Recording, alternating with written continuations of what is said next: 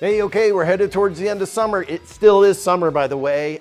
This is the Community Shout here on the Arizona White Mountain Podcast. Let's go.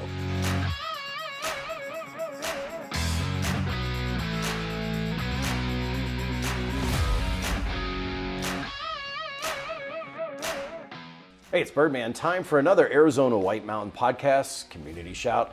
Hanging out here in the studio, and of course it's wonderful out there. We're heading into the final weeks of summer. Remember, summer goes all the way till the end of September, so chill out on your pumpkin spice. Anyways, today we have with us Sue Campbell again with Solterra Senior Living. How are you? And great. You brought a guest. Yes, I did. So tell us all about him. This is John Ballard, and I've worked with you, referred your company for, several years, because there are times when, he's with Ballard Senior Home Care, and they are in-home non-medical care. So a lot of our potential residents are not quite ready to move to assisted living, but they still need some help in the home to stay safe, to enjoy their independence even longer. And so quite often I'll refer them to John. And why don't you tell us what you do for these folks? Yeah, it's real simple. In our home care agency, we provide non-medical in-home services. And, roughly what that looks like is light housekeeping, anything to do with meals, running errands, grocery shopping, picking up mail, etc., transportation, and then all your personal services. So bathing, dressing, grooming, dealing with incontinence, and really what it is helping run the household. Right. That's our goal, and the purpose of that is to help people stay in the comfort of their homes, and to also make sure that they are minimizing risk and not doing the things on a daily basis that could potentially lead to other problems. Right. A fall. Fall risks, doing things that might strain something, minimizing the things that are not going to allow them to stay at home. Right. And having some sort of injury there, and then just meeting their needs on a daily basis. So maximizing the time they can stay in their home. Mm-hmm. Absolutely. Okay.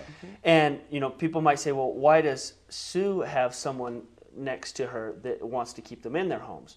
Well, what I will tell you is one, yes, we can prolong people's time at home and all of that, but I will also tell you when it's time for a facility, we'll be the first ones to tell you. Yeah, because you're there and you're able to monitor it, and you're outside of the process.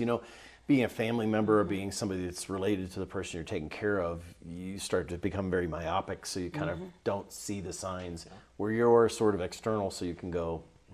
He's an advocate for them. Right. And I am too as well, and I want people to stay in their home as long as possible. I don't want anyone moving into Solterra and hating it. I want them to be ready and to want it and be ready for us to help them be independent in our assisted living community. So he's been a huge resource for me. I don't know how many times I've referred your folks. Same here. And then some of those folks you've said, okay, Sue, give this family a call. Yeah. Yeah, and that's the thing is I've had people be like, oh man, like they have these needs, because once again, we provide only the non-medical side. Right. And so we're not nurses, we're not doctors, we're literally helping them do the things that they wouldn't be able to do for themselves. Right. But when it comes for a higher level of care, I've told people, hey, listen, like you ought begin to look at facilities. Right. Really? Well, why can't they just stay? Well, because their need, the level of care they need, is getting past what we can help with. Yeah, like overnight, there's a lot of things that can happen. They get up in the middle of the night, maybe a little wobbly fall, and maybe his staff may not be there till the next afternoon or something. Yeah. And then they would be, really in trouble at that point. What's refreshing to see, because here you see Solterra looking at it from a human aspect, not just a numbers of people in a building or something like that. Yeah. And they're not worried about somebody else having business, basically. It's about the care of the individual. Right. And quality. Because we're not life. about numbers, really. Right. And one thing I would say that is very prevalent is so many people, they wait too long to figure out how to meet their needs. I can't tell you how many people have called me and said, hey, you know, me or my loved one fell and broke something last spring, and now looking back, I should have gotten help in my recovery at home. Yes, they did their PT. They did all their physical therapy that their doctor told them to, but then they walked around on that bad hip, knee, ankle, leg, whatever, used their shoulder, and then guess what? They're 6 months to a year down the road, and they're right back in the same spot they were, or worse, because now they've got to go get that surgery again. And that's a very minimal example, but so many people don't realize there are resources to stretch out their longevity. And Why so many people why wait do too you long. think it is? Maybe I know some of the folks from the greater generation. They're very independent. Oh, They don't extremely. want to admit that they need help. Yeah. They I don't know. It's not really pride. They grew up, with the Depression, with World War II, with Korea, Guadalcanal, with the ups and downs and technology and everything, and they're very independent. I don't know how else to say it. They don't want to admit they need help No, it's a very common factor. or pay for it. It is an issue. Or you're accepting of where you're at, Yes. and you're used to it, and it's not like, when something happens drastic, and it's like you fall and boom. Then you know. Then you know. But when it goes over time, and it's a little bit here and it's a little bit there. And your family helps or your neighbors. Sometimes it's actually the neighbors or family that are calling me. I just can't help them anymore. Right. I have a life, I have kids, I have a job, and I'm over there 3-4 times a day. My experience is it's a large majority of people, of a loved one, neighbor, family member, spouse calling saying they need help and they don't want it, but Right. they absolutely need it. Yeah. It's so hard. It's really hard. Okay. Contacts, way they get a hold of you, and how somebody connects to this resource. It's real simple. We're pretty easy to find. I'll give you this. You can put it in the We'll put link this below. up. So number will be up and everything. That yeah. helps. Click below. So yeah, you can call us at 928-243-3094. That's our main line. You can find us on Facebook. You can find us online at ballardcare.com. That's B as in boy, ALLARD, care.com. And yeah, you can find us on basically any social media platform. Well, not TikTok, but Instagram and Facebook. And yeah, we're kind of pretty available to get a hold of in that sense. And once again, one thing I would say is if someone's needs are starting to change, I'll give 6 factors that you can look at to that are red flags. And they're called activities of daily living.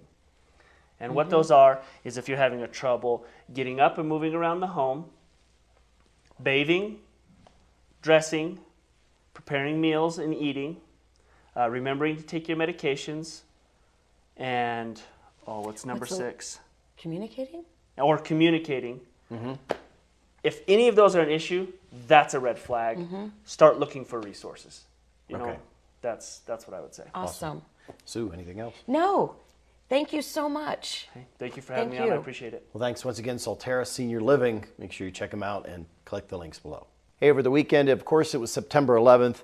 Up at Jack Barker Memorial Park in Pinetop, Lakeside, you can go still check out a display of flags. It's very cool. One representation of a flag is every single person that was lost during 9/11. So go check that out. We got a little bit of a footage here. Also, on the same day, over there in Snowflake Taylor, they did a climb at the fire center over there where they do the training. And people were up there doing the 18 flights up and down, or 18 tours of it up and down, representing, of course, the top of the towers all the way down. A little bit of footage there.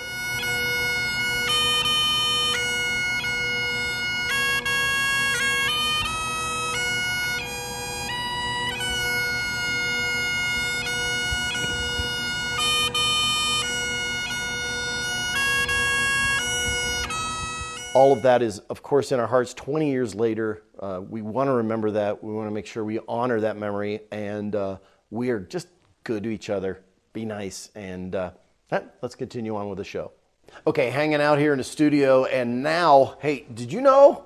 We're always going to know here when a full moon's coming because we've got Linda Hoy. How are you? I'm good. I'm ready for the full moon. Here we go. Ready. Cool. All the craziness that ensues, but you have fun, right? You're right, absolutely. And I don't grow any long hair or anything at the full moon. It never happens, you know. Good to Yes. know.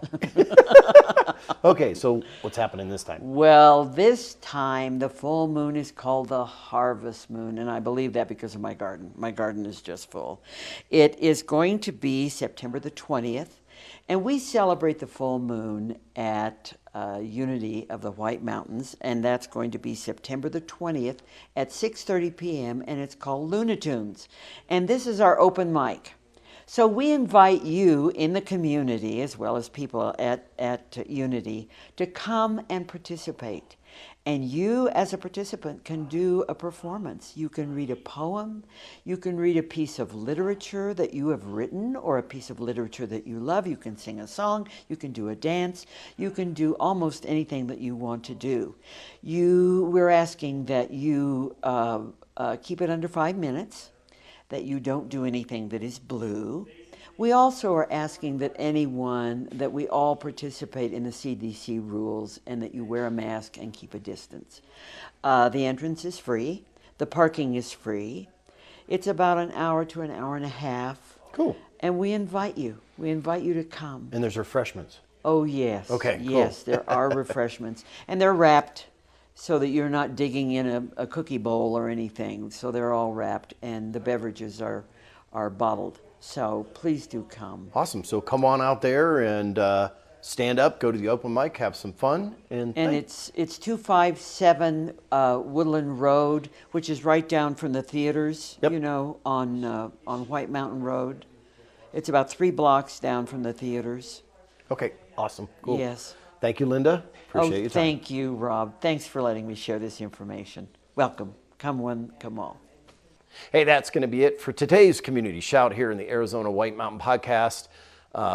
Make sure you're just being calm out there, relax. We're going to have one more weekend of a whole lot of people, and especially if you're in Pinetop Lakeside, you're going to get pretty backed up. So pack your patience, relax, give yourself an extra 20 minutes to get wherever you want to go, or plan to not go out. That's the way it goes. Hey, and we're going to be up there. We're going to be covering the parade live, so you can check it out there. You don't even have to go out in traffic. You can see the Fall Festival Parade. And then, of course, we'll be up there for the car show as well. So, as I always say, if I don't see you around town, I'll catch you right here on the web. It's a wrap.